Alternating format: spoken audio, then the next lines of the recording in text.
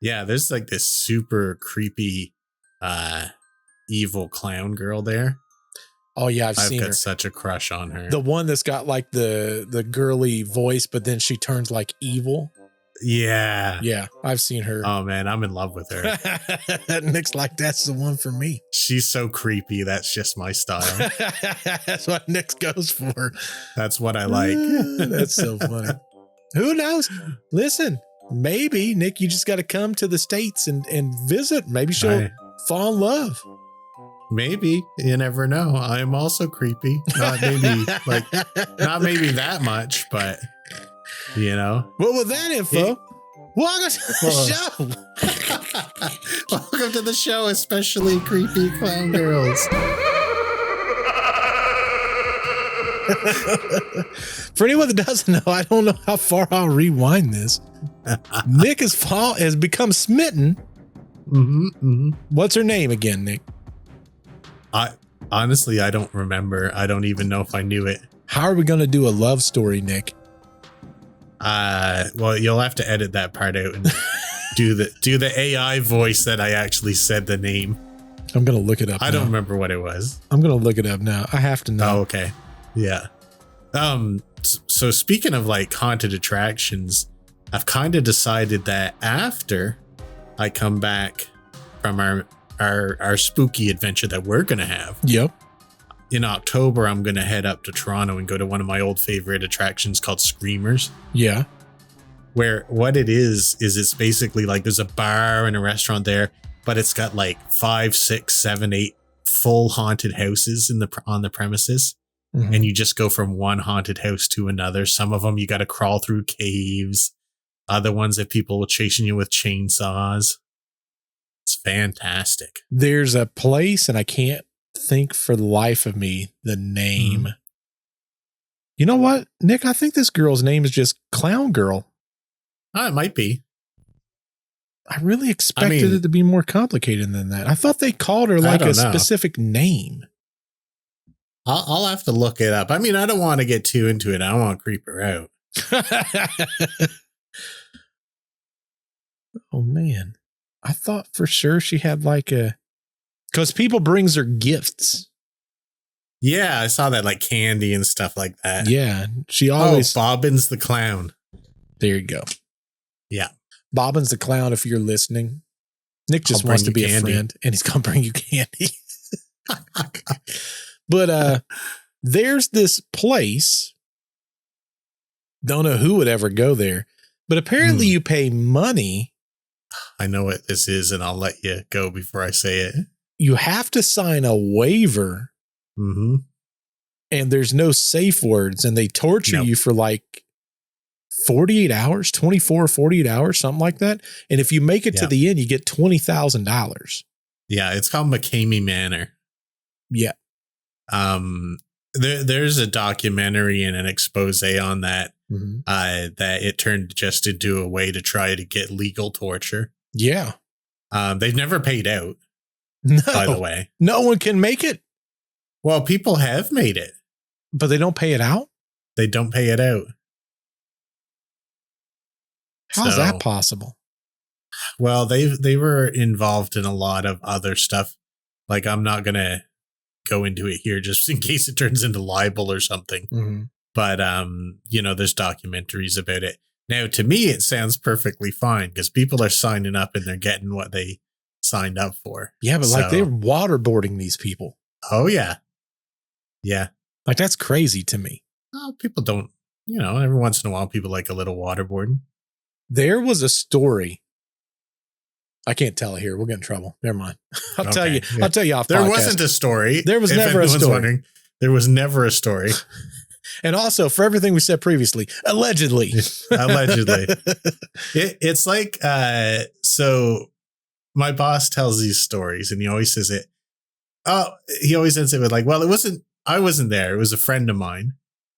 He sort of like removes himself from the story at the end of it. That's solid. Yeah. Well, I know it's always interesting to me, especially with stories like that, where someone's going to go get tortured. Mm-hmm. Sorry, out on that one. No interest. Yeah. I mean, there's the therapy alone would cost more than $20,000. Right. There's people who have gone multiple times, by the way. That is nuts. Yeah, it is nuts. It's getting away from what I like, which is, good, fun fear, where you're not really in any danger. Yeah. And it's getting into more like Saw-like territory, or correct, Hostile. That's what it reminds me of. Yeah, you're probably right on that. Yeah. Yeah, like it's what they call torture porn. Yeah, that's weird to me. I don't know why anyone would be like, yeah, sign me up for that. Yeah. I'm good. Yeah, because like our style, if we were doing something like that, would be like the classic haunted house where, right, people jump out and they're like, boo, and stuff like that. Right. Like we wouldn't be hitting people and stuff. No. But like they can hit people. Oh, yeah. Shave their heads. Torture them. Waterboard them. Yeah. Put snakes and stuff on them. Poisonous snakes even. Right. Like, I ain't into that. If I went there, they might look up my history and find like a sack of bees or something. I can't risk it. Can't risk it, Nick. Too much. There's too much, too little. Yeah. Which reminds me. Mm-hmm. One of the first stories I wanted to cover today. Oh, don't tell me it's about bees. No. Okay, but good. You mentioned looking back at our past.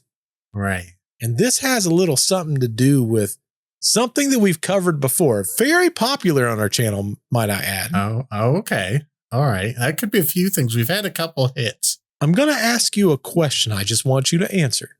All right. Don't think too hard about it. I never do. Our blood is what color? Red. Inside of our body, our blood is what color? Supposedly blue. Why do you say supposedly? Because I watched a thing recently that said that is a myth. Very interesting. Oh, okay. Okay. Let me just say, to simplify it, blue. Okay. That's what I'm going to say. People are saying that's a new Mandela effect. Oh, really? Now, here's what's fascinating. When most people describe, well, how did you learn blood was blue inside the body? They say we were taught that in school. Which is a fact. I was taught that. So if you Google it, nowhere on Google does it say that we've ever been taught our blood is blue inside our bodies. Really? And just as fascinating, I did a deep dive this weekend because I heard this. I'm like, no, 1,000% that's not legit. Because I asked Jess, I said, what color is your blue? She's like, blue. And I'm like, where'd you learn that? She goes, from school. I said, okay. Yeah. I was talking to someone today, someone who did medical schooling. Okay. Was also taught that blood is blue inside the body and was completely blown away at the fact that that was never quote unquote taught. Right. So this thing that I heard was saying that that's never been the case. I wonder if they were taught it and then found out later it's not that. And that's why they made that video. Could be. But that is what they believe is a new Mandela effect. It's funny. And I do believe that could be a Mandela effect. But I remember hearing that before and I'm like, it only turns red when it's exposed to oxygen. It didn't make sense, but I'm like, it's science. So clearly there's a lot of things in science I don't know. Right. Sometimes you just don't understand that stuff. Right. I got another one for you. Okay. Another Mandela effect one? Yes. Oh, okay. Cool. Another one that I just recently learned. So we talked about a cartoon character not that long ago. His name is Yosemite Sam. Do you remember who that is? Oh, yeah. I talk about him every time I talk about coming to America. Yeah. Because I'm going to blast crystals into the sky. Boom, boom, boom, boom, boom, boom, boom. Yeah. What was his catchphrase?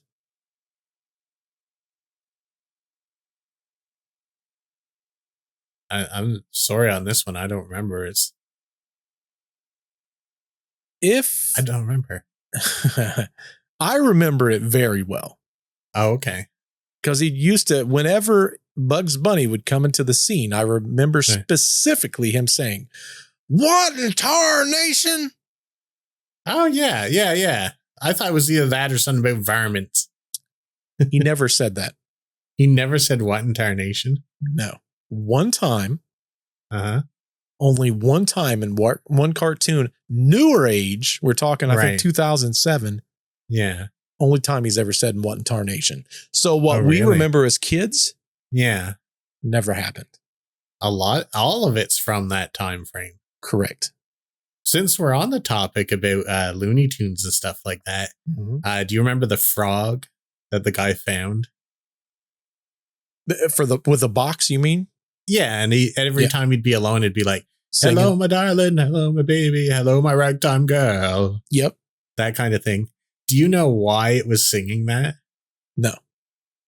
Because at that time that was made, that was making fun of people using the word hello because it wasn't used before that. Oh, I did not know that. Isn't that funny? That is funny. Because people before that time always used to say hail or good evening or some combination of that. That is fascinating. I did not know that was legit. Yeah. And when the telephone was sort of getting popular and stuff like that, people started saying hello. And they were making fun of that because they thought it was the silliest thing that would never catch on. Isn't that nuts? Yeah. It's weird to hear that kind of stuff, isn't it? It is. I've got one more Mandela effect for you. All right, bring it on. I love these. This is from our time frame. These are all from things we should know, Nick. Okay, I'm ready. What was the first gaming console that you ever played? Atari 2600. Next after that? Nintendo, I think. So the original NES. Right. For those of you at home, and Nick, obviously, to play an NES, what would you have to do? Change it to channel 3. Correct. Yep. And then what would you do after that? Press the power button. Well, you got to put the cartridge in, right? And press it down. Yeah. And then press it down and then press the power button, right? Yeah. What if you never press the cartridge down? Would that work? Yes. They said that you've never had to press the cartridge down. Huh.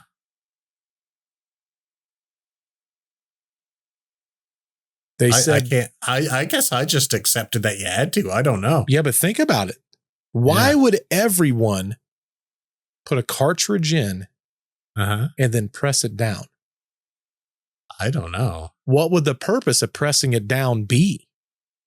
I would assume just like seat it in the thing so you could close the little hatch. Correct. Remember how sometimes games wouldn't start and you'd have to click it back out, pull it out. Yeah. Put it back in, click it back down, press the power button. Because sometimes if it wasn't seated right, the game wouldn't work. I do remember that. They say that was never a thing, that it always works. The pressing down does absolutely nothing. I don't believe that. That's exactly what they say. I don't believe that. I watched an entire video on it. I guess I'm going to have to find one and try it or something. I don't have an original NES anymore, so I can't test it. Did. I never did. You borrowed? We had to rent one. Oh, wow. Or play it at a cousin's house. That is fascinating. Yeah, we were a Sega household. Oh, I got you. Yeah, we were different. Well, the NES, they said all you had to do was push the cartridge in, right? Put the door down and press the start button and it would work exactly the same. In some ways, I'm kind of a rules-based fella. Yeah. So like if I thought I had to do that, I'd just always do that. So I wouldn't have ever tested it probably. I mean, we never read instructions, so I just did what I thought was right. Right, exactly. And if it worked, you'd probably just keep doing it. I'd be like, man, this is genius. I'm a genius. I figured this out. Yeah. I pride myself in not reading instructions, Nick. Well, men aren't allowed to. That's right. It's against the law. 100%. Yeah. I mean, I throw them out right away. But then sometimes I end up fishing through the garbage to find them. Sometimes you got my favorite is when I actually use the instructions. Mm-hmm. And I get halfway through and I'm looking at it, and then I'm looking at the thing I'm building. Yeah. And then I look at it again and I go, I can't tell if I did this right or not.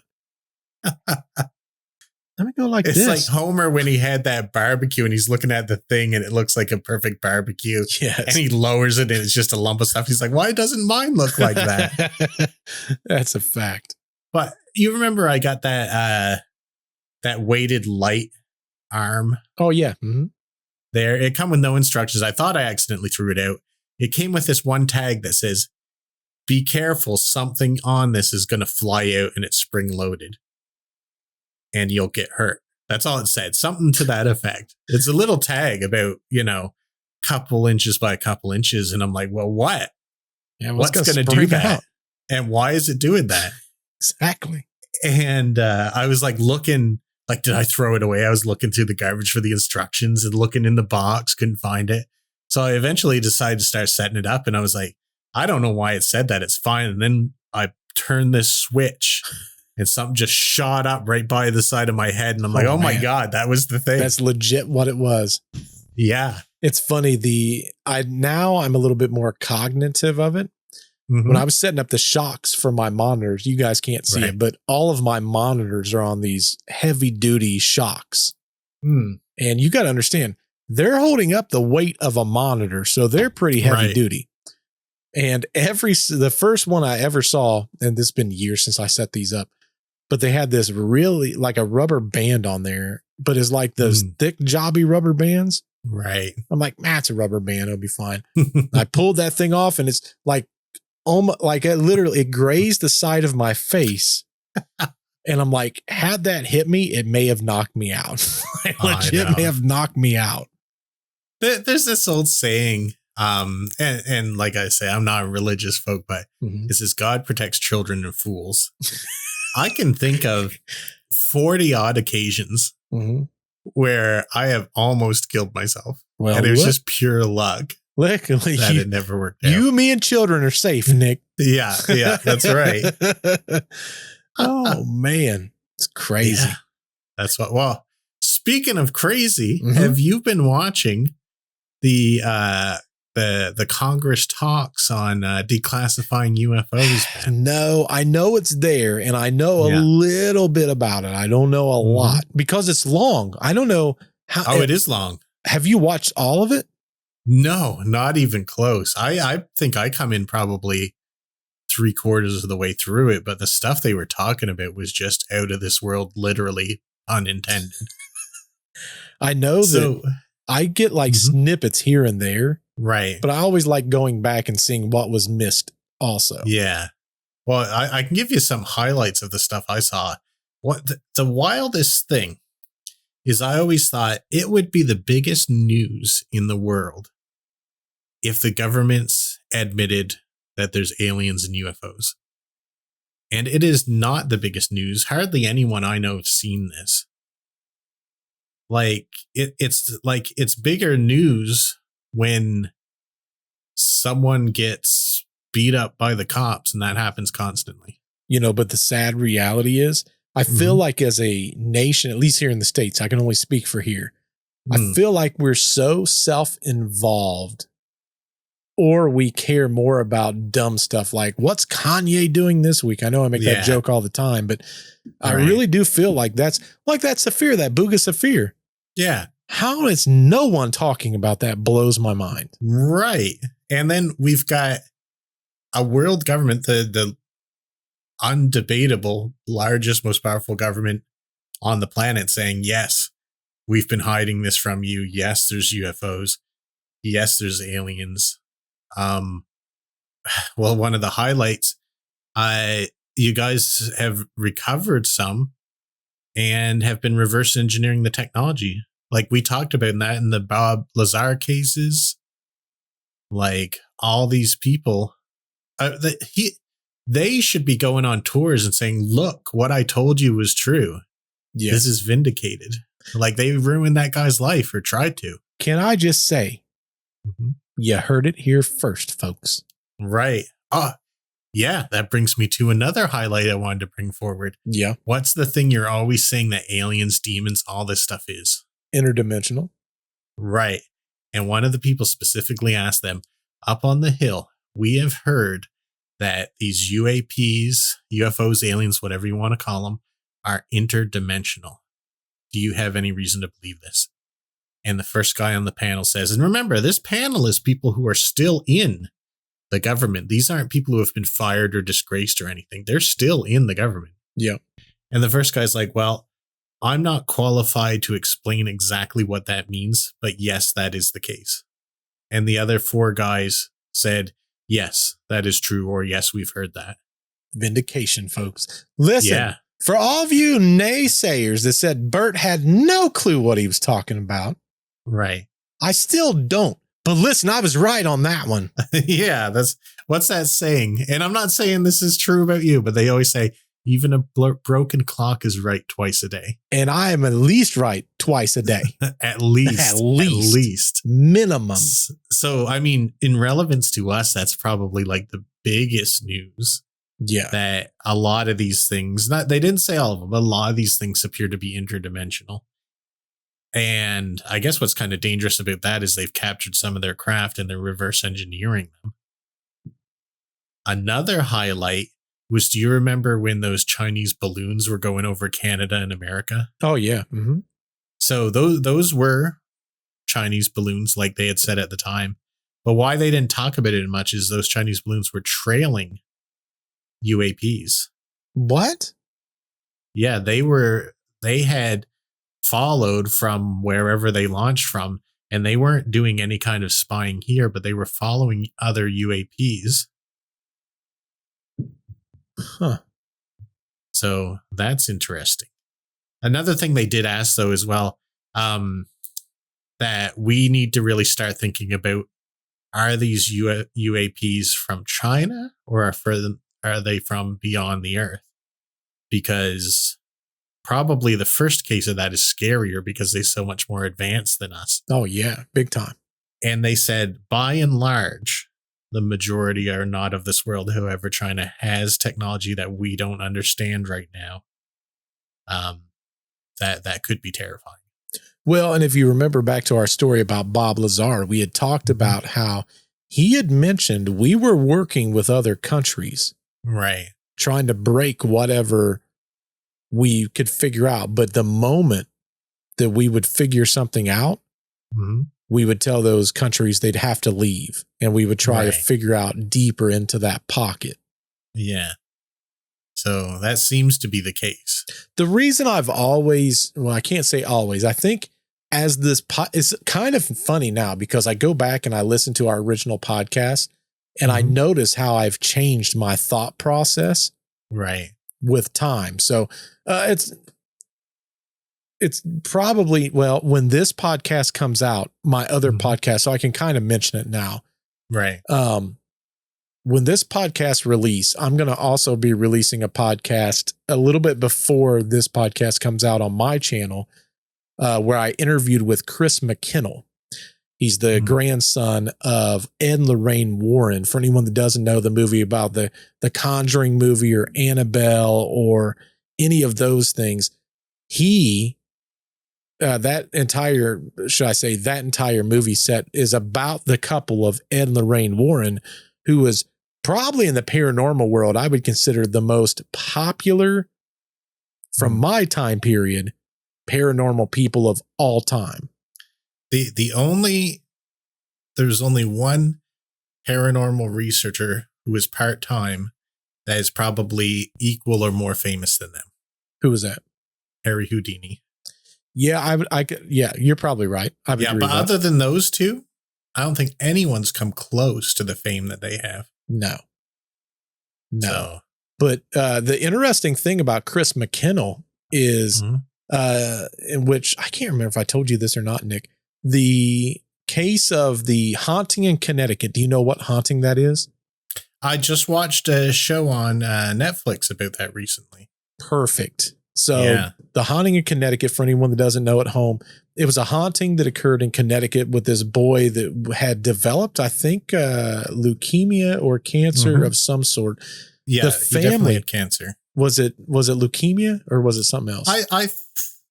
I thought it wasn't leukemia because leukemia is like has a higher chance of being cured than other ones. I thought it was like a very, very, very serious one that they didn't know he was going to pull through. Yeah, I can't remember what it was, but to make it easier, the wife had found this house in Connecticut, close to the hospital. When they moved in, they didn't know, but it was a previous morgue. And I think it was partially a funeral home also. There was 2 stories to the house, and someone lived in the top story. Right. And they moved into the bottom story. And when they moved in, there was like drain plugs and everything else where they would drain the blood from people. Right. And long story short, that ended up turning into almost a form of a possession. It's like a world famous haunting case. They've made multiple movies, and like what you talked about, the lead investigator of that case, Chris McKinnell. Oh, see, I didn't even make the connection when I was watching it. Yes, Chris McKinnell was the lead guy. Ed and Lorraine Warren sent him specifically to that house for like 14 days, I think. Yeah. And he's the one that documented everything, talked about everything that happened. He floated over a staircase, I believe, in that house, made all the notes. The thing that took him out of the public eye all these years, the movie came out. It ticked him off, and he wanted nothing to do with that part of paranormal anymore because it's so far from the truth. Yeah. That it infuriated him. So was there a movie and then there was also like a reenactment documentary kind of thing? There was. I think it was actually the book that came out and he didn't want to be associated with it. And I think they made the movie later off the book. Yeah, this was more like a reenactment kind of thing. It wasn't... It definitely wasn't well produced like a movie. Yeah, that's probably more accurate. But it was his notes that was given on that case. Like he was the lead investigator. He was also a part of like some of the other really big cases. So when you think of Ed and Lorraine Warren, he started with them at the age of 16. Over 10,000 cases, 6 continents. Wow. Like he is very much, for anyone that doesn't know, you have Tony Spera and Judy, which is Ed and Lorraine Warren's daughter. He is the son of Judy. Tony Spera is just his stepdad. Right. So, but super fascinating guy. But we started talking about interdimensional planes a little bit. We didn't go too deep into it. But when we was talking about it, he has a very different way of looking at some of this stuff. And it's kind of cool when you talk, like I have all these crazy thoughts and I start kind of molding them as I go. And I go, that doesn't make sense. I wonder if it's this. And then I'll change my train of thought to something else. And it kind of morphs into wherever my brain takes me. And that's why today I might have an idea or concept. Next year, that might change a little bit based on other things that I find. And he and I had talked, and one of the things that he had brought up was if you look at Ed and Lorraine Warren when they first started, and you look at Ed and Lorraine Warren when technically they was kind of at the end of what they were doing, vastly different thought processes. It wasn't even close to the same. Right. Well, I mean, that's the scientific method. If you come across new information, it should be able to change your mind. Correct. Like if you're rigid and say, no matter what I see from now till 25 years later, I'm going to believe this exact same thing. That's a problem. Oh, for sure. And why bother researching anything? Oh, for sure. And if you think about it, really, right? Like when we talk about cases or, you know, different theories, it's the bouncing around of ideas that I think truly is what kind of brings us around full circle. Like when we figured out, hey, a lot of this stuff is happening in national parks. Right. That happened live. I wouldn't have figured that out on my own. And here's the thing. We came up with it live on a podcast, just talking back and forth. Yeah. We had never pieced that together until that moment. Neither one of us. Yeah. And that's what's the beauty of this is we get new information and we digest it and we work on new theories together. And all that kind of stuff. It's big. It's really big. It's super fascinating because the cool thing about having two podcasts is I kind of see two different worlds of things, I guess you could say. Right. Like I had somebody, I've not looked too deep into it. I've been too busy. We got too much stuff going on, Nick. When this podcast goes out, I'll actually be sitting on a beach somewhere.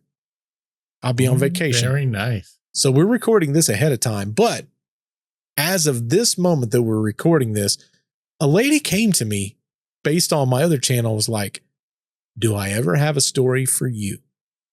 I like how that starts. And I said, okay, I'm ready. Let me hear it. And she goes, I got a Bigfoot story. And I go, okay, well, here's where I exit. I don't believe it. I think the only story that we've ever told is the War of 1855. No, incorrect. We told that stupid story about the guy being kidnapped by Bigfoot. No, but we also told the Bigfoot War of 1855. That's the only one I think we believed or halfway believed. Oh, that we believed? Yes. Yeah. I thought you meant that was the only one we've covered Bigfoot on. No, the only one where we truly, I think, somewhat believed it. And I think the only reason we really believed that was because the Native Americans talked about this big man and leave him alone and blah, blah, blah. But it kind of went back to another story. I can't remember what the name of that story was. It's one that you brought where it would rip the heads off of the individuals while they were sleeping. Yes, that's the Valley of the Headless Men, which is the Nahanni National Park. Yes. It kind of gave me that same vibe. Because the speed that it would happen when those quote unquote Bigfoots would come out, they was just ripping dudes' heads off. Oh, yeah. And that's, well, a lot of people, Bigfoot story that we didn't believe come from that same park. Yep. And you remember in that story, the Valley of the Headless Men, that people would still have like their forks in their hands from having breakfast and stuff. Like, that's how quick. I don't know, but she sent me all this stuff. I've not looked into it yet, but it's kind of interesting because a friend of mine, we talk about podcast stuff. He knows that I've got a podcast and we've kind of went over some stuff and he goes, yeah, I believe. I go, in Bigfoot? And he goes, oh yeah, no, I've seen one. I go, oh, really? I go, okay, I believe you. And he goes, you don't sound like you believe me. I'm like, that one's a mighty big hill for me to go and climb up. This is what you got to say. I believe you believe it. Yeah, that's true. I think the tough part for me is like, there's some things that I know that I've seen that if I'm someone else, I'm like, this dude's cuckoo for Cocoa Puffs. There's no way. Yeah. So I sit there and I think to myself, because I've not had an experience, who am I to say someone else has not? That's true. That is true. So he is definitely homed in on some stuff. He wants me to watch this television show. Golly, what's it called? Apparently they're coming to Ohio too. He made mention of this recently, but it's called,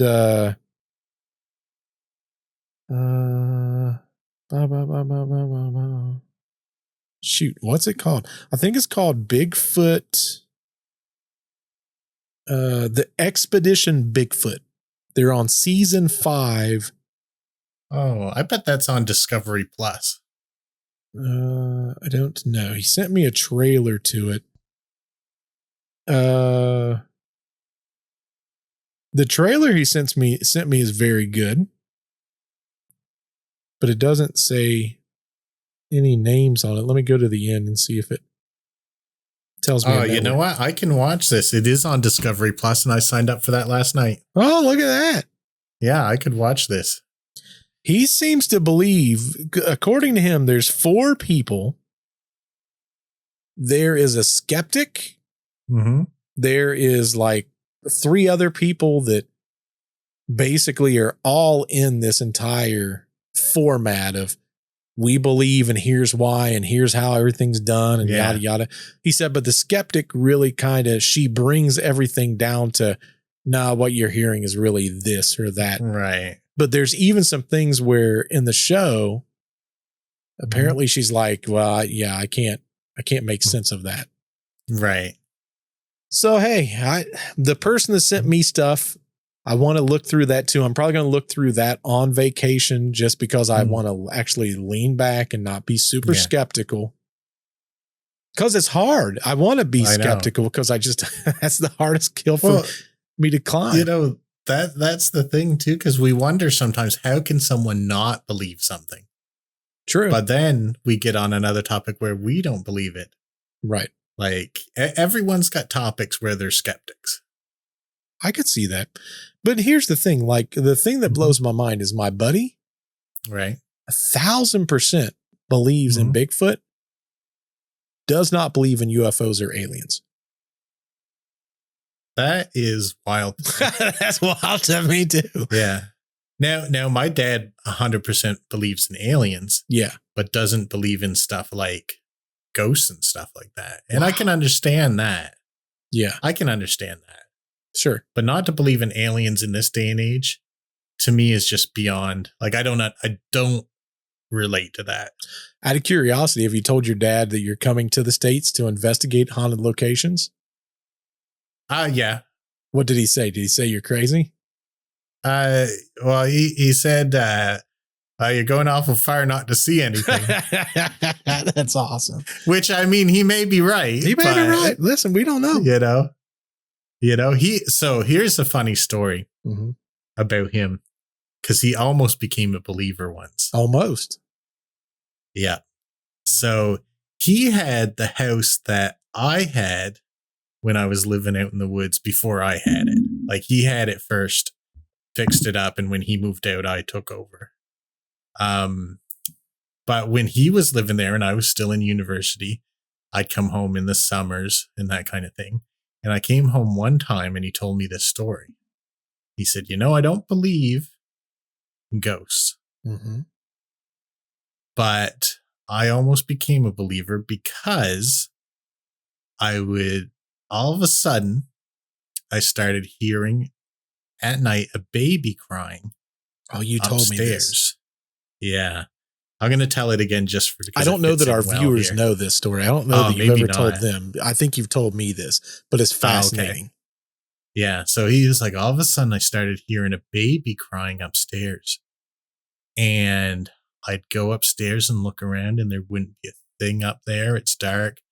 Like, he was living there on his own. So we maybe would go upstairs once every 4 or 5 months or something. Like, there's not really any reason to go up there because there's just more bedrooms. Yeah. So anyway, he kept hearing it and he kept hearing it. And he thought, well, maybe it's something in these passages that are upstairs, because the upstairs had weird passages. Like, there was a door in the back of a closet that would lead to sort of like a secret storage compartment. And then there was another passage where you open this panel on the wall and you could walk all around the upstairs outside of near the outside of the house. So he opened up one that he'd not gone into before. And what did he find? An old crib from, like the 20s or something like that, maybe even older, because that house was once a stagecoach stop. Not a train stop, but a stagecoach stop. So it's a very old house. In fact, the lawn had different levels on it like this, so that stagecoaches could pull up and people would step straight out of it instead of stepping down. Oh, wow. So he found this old crib and he thought, oh my God, it is haunted. And he got rid of the crib immediately. Like, it sold instantly. Like, he got rid of it because it was like an antique. And he said, okay, maybe that will be the end of it. And he got rid of it and he didn't hear anything for a couple days. But then again, the baby started crying upstairs. And he was just about losing his mind. I bet he was. And then one night, he went upstairs when it was crying, and it didn't stop when he got up there. So he crept into the furthest room, and the baby was still crying. And he turned on the light, and he had this little cat with a smushed in face that had nasal problems. Yeah. And it was snoring on the bed upstairs, and it sounded just like a baby crying. I heard it myself. Oh, man. And what it would do is it would go up there and hide and sleep. But every time he'd come upstairs to see what it would hear him and wake up and stop snoring. Well, it must have been in a particularly deep sleep that night. Yep. Because he went up there and he caught it. Its name was Baby Doll. Oh, man. What a great name. Right. And he was like, I was almost a believer, but it was just Baby Doll. And you know what he said? He used it against me because he said it. And that just goes to show that when you think there's a ghost or something like that, there's a logical explanation. He's not wrong. He's not wrong. Especially in that case. Because he was almost a believer. There's a lot of times that I believe that people get this idea, this concept, this whatever it may be. Yeah. Like Chris McKinnell said it best Mm-hmm. when I was doing his interview and we was talking about a lot of this. And I even talked about, hey, what I heard was that the Hinsdale has elementals. Mm-hmm. And I heard that the Wildwood has a portal. Right. And he said, if I could give you some advice. And I said, absolutely. You're Chris McKinnell, 10,000 plus paranormal cases. Right. Please. It's not his first rodeo, like they say. Let's put it this way. He started at 16 years old. Right. And he's not stopped. Yeah. The only thing I've been doing that long is driving, and I'm pretty good at it. I'm pretty good at that, right? Yeah. He said, whatever somebody said, ignore it, forget you hear it, and go into every single location like a fresh location that you don't know anything about. I think that's smart. The other thing he said is don't talk to any psychics, don't talk to any mediums, any clairvoyants. Until after you've done your investigation and then match notes. Yeah. I mean, I think we've talked about this before. I'm not a fan of bringing, like me personally. Yeah. I'm not a fan of like having that involve normally. Yeah. I think it's interesting, but I don't know. I think the percentage of people that are like super legit is so low that you're doing yourself a disservice most of the time. I think so. And you know what he said makes sense because he does on his team, he has psychic mediums and clairvoyants. Oh, yeah. Well, he's probably tested them and worked with them for a long time. I'm sure. But he says even now, when they go to a case, they only compare notes after. And what he's looking for is validation from something they received without them knowing that information. Right. So that's smart. That makes sense. Yeah. Like a prime example, I was going to talk to the medium that I work with now a little bit. Right. But I'm like, now I think I want to wait until after and just see what they pick up. Have you heard that there was this very, very short psychic that got caught for a crime and went to jail? And he escaped one night. And do you know what they had to put in the paper the next day? Caution, small, medium, at large. Oh my gosh. That killed me the first time I heard it. I know everyone's groaning right now. That's so good. I love dad jokes so much. Small, medium, at large. Chris McKinnell. Let me tell you, that guy. I'm excited to hear your interview on your show. It's such a fascinating. I could literally have sat there hours. Like, I bet I had 50 questions I didn't have time to ask the guy. And the interview is like an hour and 20 minutes. Like an hour. I've got it edited down right now, and it's either an hour and 15 or an hour and 20 minutes. And we covered so much ground. How long did you actually talk, like uncut? 2.5, probably. Okay. And you still had a lot of questions you didn't get answered. Oh, yeah. 1,000%. And honestly, Chris McKinnell is such a cool guy that when I was talking to him, he was like, hey, let's cover that when we get on the podcast. Right. Because he didn't want us to forget something that someone may pick up on. And so like we talked, there was some stuff where I'm like, hey, there's some stuff I want to talk to you off the grid. And a lot of that was just because I didn't want, for one, I've got trade secrets that I don't want out yet. And it's going to be things that Nick and I are going to be doing when we're at our haunted locations that are specific to us. It's, some may call it a pseudoscience. I believe that there's logic behind it. And I don't know many paranormal teams that's doing it. So I'm very curious to see what happens about it. So. And if you want, watch my cameras when Bert leaves the room and I do demonic rituals.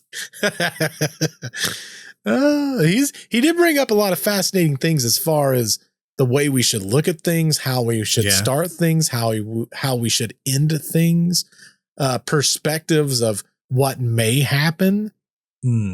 There's so many good, and he told stories. Like, I hate to put it this way, guys. Every interview that I've heard that guy do, it's always the same thing. I got so mad. Oh my gosh. I watched this interview and I got so ticked off when I watched it. I was infuriated. And this guy, legit, this guy is introducing Chris and he's like, hey, Chris, glad to have you on. This is what he said. I don't even know who you are, but obviously we know who your grandparents are. Oh, that's really rude. I thought it was rude, but more importantly, if you don't know who your guest is that you're bringing on, why do you have them there? It can't be so easy to get this guy who's a pretty big name on your show that you randomly stumbled across him. It's, you know what it makes it sound like? What? That he came to them. Yeah, kind of, yeah. Well, I don't even necessarily know that it was that. I think that the way he made it sound was, hey, your grandparents was really important, and that's why you're here. Versus, I find that incredibly rude. Yeah, I like, even if I thought something like that, I don't think I could ever say it. Yeah. But just as important, we're talking about somebody that investigated and was under a mentorship of Ed and Lorraine Warren. And he co-founded the organization, the Warren Legacy Foundation, with Lorraine Warren. He's one of, it was her and him that started that entire foundation. He's done a lot in his own right. It's like, you know how people get irritated, and rightly so, like when they introduce someone as like so-and-so's wife or so-and-so's husband. Like, for example, if Brad Pitt and Angelina Jolie were still together and they were interviewing her, and instead of saying, and now we're going to talk to Angelina Jolie, they were like, and now we're going to talk to Brad Pitt's wife. Yes, correct. Like, it's rude. These people are, especially Chris, he's an accomplished person in his own right. 100%. Like, don't introduce him like that. Correct. And here's the thing that I think really ticked me off about it. The guy is so knowledgeable. Like, he's taken what Ed and Lorraine Warren has done and expanded the entire, and like, he's a very modest guy. Like, his entire thing is, I have no interest in being popular. I have no interest in money. I just want to be able to do this, and this is what I enjoy doing. You take something like that, and then you grow it to what he's grown that foundation to. And the way that guy came across, it was such a slap in the face. And, Chris, he was completely cool as a cucumber. You would never, and I don't think it offended him. I don't think he really cared that they said that. But I'm like, as an interviewer, why do you have someone on your podcast that you don't know anything about them? Yeah. I mean, clearly they must have tried to get him on there. Like, there's for sure. reason 100% for that. Like, that doesn't make sense. I've seen some interviews where they bring the person on and they talk about themselves for like 20 minutes and then let them answer 2 or 3 questions. and then they talk about themselves more. Oh, that kind of bothers me too. That's exactly what I was going to bring up. Glad you said that. Thank you. I know a lot of people's probably going to be ticked off about this because every interview I watched, almost everything they talk about, Ed Lorraine Warren. Yeah. Every question, Ed Lorraine, Ed Lorraine, Ed Lorraine, Ed Lorraine, Ed Lorraine. And here's the thing. If I'm Chris McKinnell, yeah, obviously my grandparents was world famous doing this thing. And did I start out my podcast starting that way? Yes. Why? Because people's going to be interested because of Ed Lorraine Warren. I get that part. And he doesn't have the same notoriety as Ed Lorraine Warren. That said, I only wanted to ask one or two questions and then go to what does Chris McKinnell think of this? He's got 10,000 of his own cases. Correct. He's got his own opinions, his own experiences. He has his entire thought process. He has and like he said, his grandfather, Catholic, looked at everything from a Catholic background, believed in demons, believed that things could be manifested as a demon. Chris McKinnell, completely different guy. Doesn't believe in demons at all. Right. Super fascinating. But to have someone like that I could bounce ideas and concepts and theories off of, I'm like, this is like the greatest interview that I'll probably ever have because it's hard to find someone that knowledgeable in one thing. You know, I have one regret about this because I knew you were interviewing him. Yep. And he's such a fascinating guy. And I have one question that I would have, if I had remembered to ask you, I would have asked you to ask him just to see how cool he is. Yep. I would have wanted to know, would he fight an alien? Well, to be fair, at the end of that interview, and I have to thank Chris for being as polite as what he was.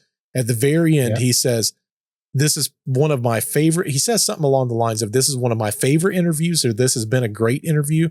One of the things he said off camera and one he said on camera, and I can't remember which was which, but long and short of it, he was like, this was one of the most fun interviews because I didn't just get to talk about my grandparents, which I love to death, but I actually got to talk about things I never get to talk about. Right. And I'm like, that must have been refreshing for him.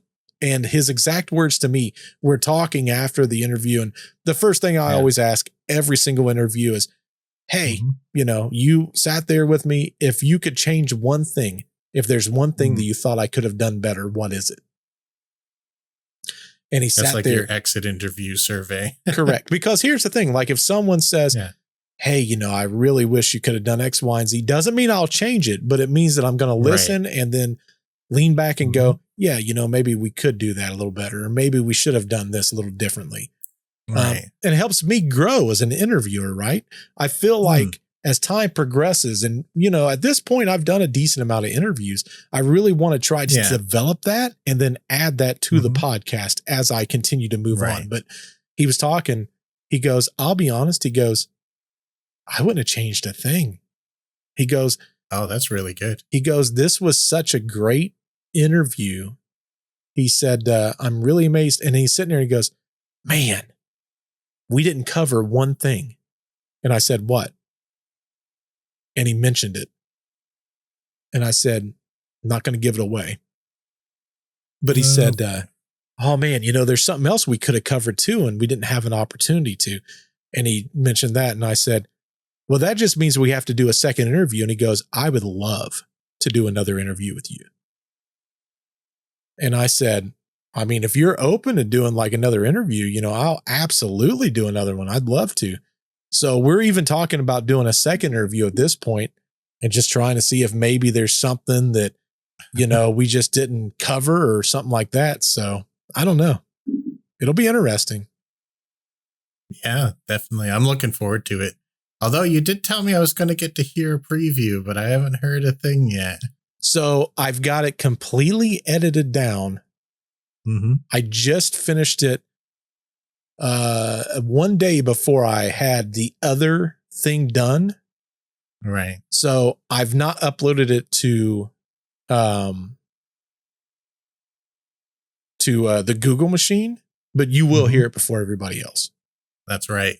Hear that, everyone? You hear that, everyone? I'm special. Well, it's still, as of right now, because it's, for anyone that doesn't know, today's June the 30th. That's when we're recording this podcast. But it's June 30th. This Friday, the 4th, I've got an episode of the Winchester Mystery House coming out. His interview is not coming out till the 11th. So technically, it's coming out 11 days technically from today. But I've got an intro that I'm going to add to the front of it. I was going to add that intro, then throw the audio up on the Google machine. I was going to send you the link to that so you could listen to it and just give me your idea. It won't have any of the music or any of the fancy stuff, but you'll be able to actually listen to the interview. Oh, yeah. No, that's perfect. But I'm super stoked about that. Something interesting, Nick, speaking of being so that it's June the 30th, it's the end of the month. Something very interesting happened just within the last week. Oh, really? And I have not heard about this. So that's what I just about said is not necessarily true. So, you know, my TikTok machine, it gets some very interesting things that happens from time to time. And I'll sit there and I'll look at it. I'm like, yeah, that's really cool. And I've noticed that there's an abundance of meteors coming down here in the States. Have you seen that?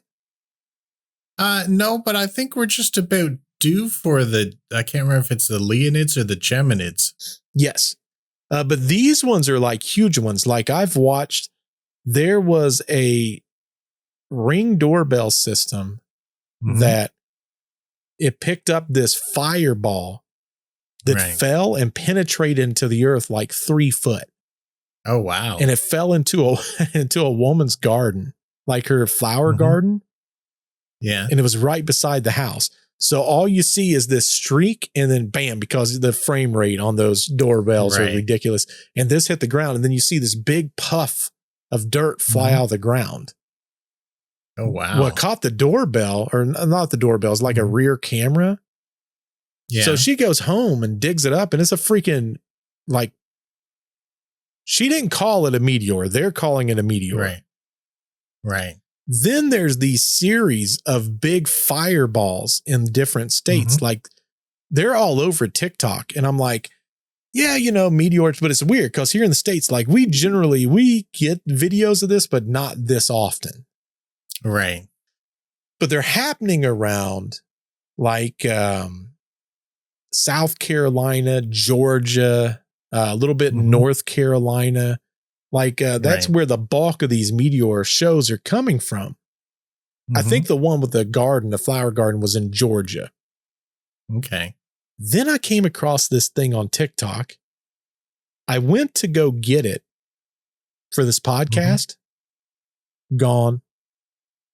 Oh, really? Video's gone. Just like that drone thing that we experienced when that was going on. Yes. But I made notes before it was gone. Okay. So last week in South Carolina and Georgia, and even in some parts of North Carolina, people's watching TV. And you know, those news, I'm assuming it happens in Canada too. Those news bulletins will pop up. Like special alerts, kind of. Special alerts, right? Yeah. They get one of those that breaks into the television and it starts basically something strange that's going on with smart televisions. And the smart televisions, it was cutting to a black screen. Right. And then a voice came through. But they said the voice was weird. Okay. In what way? They said that it didn't sound human. It's the Sudbrink calls all over again. Kinda. But it claimed to be the Anunnaki. Really? So what's the correlation between the meteors and this? It's coming. Okay. So getting impatient, I guess. You got to be patient. So the reports come and this voice says that they are the Anunnaki, and because it's a smart TV, they couldn't record it. But multiple people started talking about it and they're like, yeah, I saw that too. That's crazy. It was only on smart TVs. Okay. Every single That's one of interesting. them. Yeah. And what the message was is we are at war. Mm-hmm. We're here. It says the weather will grow violent. Prepare yourself. Oh, wow. There was no broadcast logo, no channel ID, and after less than 30 seconds, complete silence. That would freak you out. Oh, I yeah. would think. 100%. So the transmission vanished. No one could replay it. So unlike most smart TVs where you can go back, wouldn't allow it. Some are saying that, remember that TV broadcast with Max Headroom?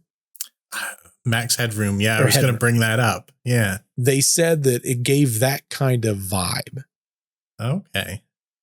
And I'd always wondered if there was a hidden message in that too. Well, here's the thing. They're saying that they believe that similar to that case, that maybe this guy was just a lunatic or a fanatic of the Anunnaki. Okay. Or it's just someone that's just kind of playing an illusion. And then there's people that say, no, this person didn't sound human all the way. It sounded like someone that's an offshoot of, whatever. But here's where things get a little bit stranger. I noticed this last week. There's people in New York that's going outside and they're capturing themselves outside at nighttime. Right. And they're like, listen. And you hear boom, boom, boom, boom, boom, boom, like popping noises. Yeah. And they're saying, this isn't fireworks. And they can't piece it together. It's unexplainable booms, deep rumbles. And here's the crazy part. They're so loud that it's shaking the buildings. And this is in New York, you're saying? Yes. Now, when they call it in, and even the police has mentioned it, they're saying, it's just probably fireworks. Right. But the people starting to piece all the different pieces together. Right. It's kind of going back. Recently, also in New York, they're noticing these lights up in the sky and they look like orbs. And there's 3 of them. One is pink, one is red, one is blue. Okay. And they're hovering in almost a perfect line across the southern sky. Now, they've already determined they're not satellites. That's not the color of plane lights. They're not blinking. They're just glowing and they're sitting there silently. Now, in the same week, a woman in Georgia, she claimed that she's been having dreams every single night since June the 17th about flaming objects that's streaking down from the skies. And she thought they were meteor showers. She thought she was having like this thought process of like a prophetic message about Armageddon is what she was thinking. But in the dream, she said they weren't quite like meteors, but they were almost like missiles. So then she started thinking like the war that was going on with Israel and Iran. She's like, well, that clearly must like I'm having a prophetic message about this. But then she noticed that the weapons that they were using, they were disguised to almost look like debris. Okay. So now what a lot of people is starting to piece together is what if these booms that they're hearing is a interdimensional war? That would fit in good with what the hearing that we had talked about earlier, the timing of it. Correct. Which actually, to support this theory, there is something that I was going to bring up as a highlight, is that there's 2 distinct types that your government has talked about. There's the UAPs with intelligent biologicals piloting them. And that could be the Anunnaki. But there's also biological ships with artificial pilots. And what that means is ships that the ships are living, but the pilot is artificial AI or artificial intelligence. And I wonder if those two factions could be at war. I mean, that's big on its own. Like this artificial AI group is growing ships. Like they're essentially skin and bone and cartilage ships. Huh. Well, something that's interesting that was leading back to similar stuff, like the booming I was talking about earlier. Mm-hmm. There's one case where somebody said that the boom was so loud that it was shattering glass that was around the Statue of Liberty. Really? Yeah. Huh. And what they tried to say was maybe it was like a tremor, or they call it like a sky quake that's happening. I've heard of that. Yeah, I've heard of that. So they're saying, well, maybe that's what it is. But there's a bunch of people now that believe that whatever these booms are is a interdimensional war that's happening between two different factions. Right. That's causing such a rift that now we're getting some of that debris on our side. Yeah, some of the blowback from that. Correct. So they're saying, well, the timing of these hearings would be perfect for that. Maybe it's getting us prepared for something. And that's like what a lot of people think too. In the interdimensional space. That's what a lot of people think. Not deliberately about this, but in general, they'll say that we come out with movies or television shows or whatever to kind of prepare ourselves for the next thing. And it makes me wonder. I guess everyone better get into the idea of attacking aliens. You better get your weapons, folks. You better get thunder and lightning ready. Thunder, that's right. Well, what does everyone think about this podcast? Do you think this is some doggone Anunnaki stuff going on? That's what I want to know. Well, so I got that feeling that you're trying to wrap things up here. No, there's something we're forgetting. No. There's not. I've not forgotten. Okay. Okay, good. I want to kill that thought process off. Okay. That's the interdimensional way that Bert thinks. But I want it. So, okay. Truth be told, I wanted to do a call to action because I want y'all to put in the comments what you truly think. Right. Because I want the goodies. I want people to actually write something in the comments this time. But there is something that I was holding off until the end for good reason. I don't want people to see our title and our thumbnail and then all of a sudden go, why are they opening stuff up? So I figured we'd hold that till the end. Because I'm not letting you out of here without opening a blind box. I've been waiting a whole week for this. Of course not. Nope, not at all. Okay, but in the comments down below, I do want people to say, do you think this is like some Anunnaki stuff? Or do you believe that this is just meteor showers and the booms that we're hearing? I don't know if you remember this, Nick. It happened in the 90s, late 90s, maybe the early 2000s. People was hearing that almost like a groan that the earth was making. I do remember that. I don't even think it was that long ago. I can't remember. It seems like a long time ago to me, but maybe it's not. I know in other countries they've had huge sounds that they can't explain. Yes. A lot of people was blaming it on HAARP. Right. And I don't buy into that so much though. Here's something I will tell you that doesn't make a whole lot of sense. And I didn't believe this necessarily until recently. I can't speak for Canada.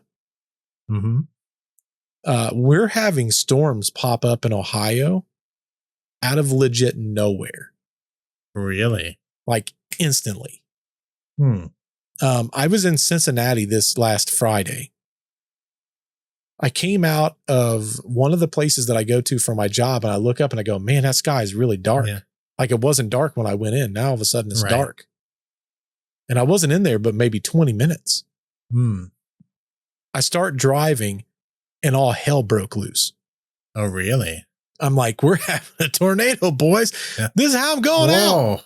Wow. Jeez. It wasn't though, right? No. But it got so bad, I had to pull over because I'm like, I can't see anything. Wow. We did have the thick, and trust me, I'm from a foggy area. They say that fog is created where I'm from. today when I went to work, it was so foggy that you couldn't see 10 feet in front of you all through town. Like, that was wild. Plus, I was talking to someone in Wilmington, Delaware, and they said that they had a sudden storm that came on so quick that they were all standing at the windows watching it. Isn't that crazy? Yeah. And that thing that you said earlier said prepare for storms. See? Yeah. See, there's something to it. There's a correlation, right? Like I say all the time, I look for, is there a pattern here and here and here and here? And if the answer is yes, eventually I go, wonder why. And that's what gets the train of thoughts going. But Nick, what do you got for us today? What are we opening up? What are we cracking up before we close this thing up? This is what I was waiting for. I was like, I'm not letting him out of here without opening a blind box. No, I definitely planned that we was going to open something up, but I don't want people to forget about that Anunnaki conversation, because I want to know. Right. Because here's the thing. I talked to someone who in New York who had either seen that broadcast or knew of it. That's what you were talking about earlier, where you said you knew someone who could verify it. Yes. Because when I ask him, I'm like, dude, is this a bunch of hogwash? He goes, no. He goes, they think that it's a dude that did it that's like a weirdo. Oh, really? And the first moment that I heard that, I'm like, that sounds like typical government stuff where they try to blame it on someone else. Right. First thing that came to mind. So what are you opening today? Well, the last two times I was opening that monster box, and I wish I'd bought more of them. Yeah. And I will be buying more of them. But what I've got today is a box. This isn't even what I thought it was. I thought it was a Stranger Things thing. Oh, it's an It. So this is from It. So just I'll like show Stranger you the Things, bag. a little different. So which one do you think is in here? Let's try our psychic abilities. I'm gonna. I don't know if you can see that. It's kind of blurry, kind of reflective. Yeah. I'm gonna say. I think you got a clown. I think you got an It for sure. I'm going to go fourth It over. All right. Can't even see what number that is out of. So that is 1 out of 12. Oh. I think I'm going to get Georgie. Has he got a hand or no hand? He's got a hand. Yeah, he's got a hand in this one. In fact, a very large hand for some reason. Ooh. So I'm going to pop this open. You're doing card pack Stranger Things. Yep, you best believe. A bunch of those to do. I already grabbed it. I've got 3 more after this one. What's it feel like? I think I guessed right again. Oh, man, he's psychic. I don't know. Maybe I am. Maybe that's why I'm like denying psychics, because I am one. No, I'm wrong. You might be right. Oh, snap. I'm psychic now. Oh, this is a good one. Oh, that is a good one. Is that the one I chose or a different one? No, it was 2 away. Dang. But you still got the clown part right. That's cool looking, dude. I'm half psychic. That is cool. Yeah. Well, he can go back with our other one. Nick will allow it. I love this feature, by the way. Good idea. It's definitely fun. It keeps things interesting is how I'll call it. I just like opening mysteries. All right. I feel this autograph in this one, boys. Oh, yeah. Fingers crossed. All right. So we're not starting out too good. We got this card already. It's Sorry, Billy. It's the... Oh, yeah. We had that, I think, last week, Next up. That's bound to be doubles, I guess. No way, man. Never. Damn. Next. Can't remember if we got this one or not. It says Nevada, and it's literally them sitting at the camera with the really smart girl. I can't remember what her name was. No, we haven't got that one before, but I don't find that one exciting. No, that was not exciting. Next. Dr. Owens. Oh, yeah. Well, I mean, that's cooler. Next. Man, I feel like we got this one last week. We definitely got this one last week. This one's Goodbye, Papa.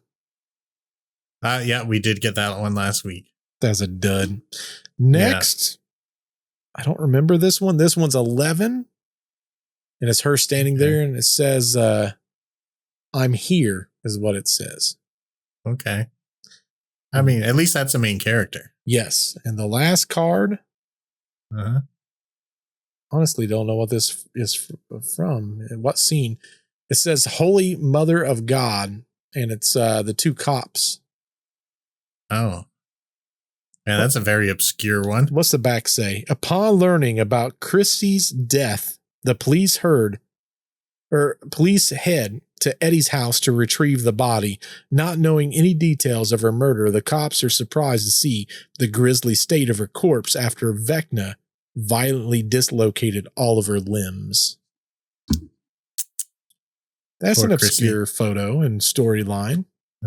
I can't help but feel like the first pack you opened was the best one so far. It had the freaking Vecna card in it. Yeah, that pack didn't have any specials in it at all that I saw. Nope, that one was a dud. I'm calling that one Dud City, Nick. That one sucked. Let's see what's coming up here. So I'm going to give one of these away to my friend, and that's the office one. Oh, yeah. That doesn't fit with our theme. But I've got like 3... What are these? Yeah, so this is what I was thinking of. I've got 3 Stranger Things mini pops to open, which these are kind of cool because they've got little boxes, like the pop boxes on them. Yeah. So that's fun. But I really want more of those monsters. Coincidentally, I still have 3 more packs left. 3 packs. Oh, so that will line up with that. It'll line up perfect. And then I can finally go buy more monster boxes. For me, the only place that I can really get some of these really cool cards like this, or like even objects, I guess, or like we have a game. Is it called GameStop still? I think it's called GameStop. But they do those things now, like the Funko collectibles. You can even take cards and they'll grade the cards now. Oh, yeah. We've got GameStop, too, and that's the first place I went because I said I was going to the mall. Yeah. And they've pivoted away from the blind boxes. Really? And it's more like anime stuff, which I'm kind of into that, but not for this purpose. Yeah. So I ended up going to a place that's a local shop called Gator Bites. Huh. And they've got every blind box you can imagine. Oh, that's cool. Yeah, they're a like mom and pop shop that's got like, oh, what did they say? Something like 10,000 pop figures. Oh, wow. And, they've got all kinds of magic cards, Yu-Gi-Oh cards, Pokemon, everything. Now, another place that we have that has a ton of this stuff, I've not looked too deep into it. Yeah. Target. Oh, okay. Our Target here has an abundance of this stuff. I bet Walmart here has blind boxes too. Walmart here has some, but not a lot. Because what happens is scalpers go there first. Yeah. Those guys. Them doggone guys. Well, what do y'all think? Do you like the format where we're doing the cards and openings at the end, or do you guys want to see that in the beginning? I did the end this time because I started thinking, what if people see our title and stuff and then they see us opening stuff? Maybe that might be weird. Well, I don't care when we do it, but there's no option for you to say that you don't like it. Yeah. Well, you can only have it at the beginning or the end. You're getting it. Well, that's right. You're getting it either way. Either way, we're force feeding it. Okay. Yeah. I ain't stopping now. You've created an addiction. Correct. And this is the only way we get to feed this addiction. Like when I tell Jess, hey, listen, I had to buy this because it's part of the podcast. Yeah, like part of the work. Part of the work. Listen. Got to make, what is it? You got to make what is that saying? Make hay when the sun shines? Nope. There's something about making the coffee or making the pancakes, or there's a saying. So whatever it is, tell me in the comments down below. I know someone knows what I'm talking about. But hopefully y'all enjoyed the podcast. If you enjoyed it, wherever you're listening to your podcast, please be sure to hit that thumbs up button and make sure that you hit that subscribe button and tell your friends about us. And in the comments down below, I still want to know, do y'all think that's the Anunnaki? I thought this was a crazy story, but then when I started piecing, because none of this was all together, at no point in time has anyone aligned anything other than the booms Right. No one has mentioned the shrapnel or the meteorites. Nobody. Yeah. And then the weird messaging. I'm the only one so far that I've seen this piece that all together. Literally the only person. I've not seen another person mention all three. Right. They will be. Well, now since we said it, Nick. That's right. Well, hopefully you enjoyed the podcast. Till we see you in the next one. Goodbye. Peace out. Peace in the Middle East, man.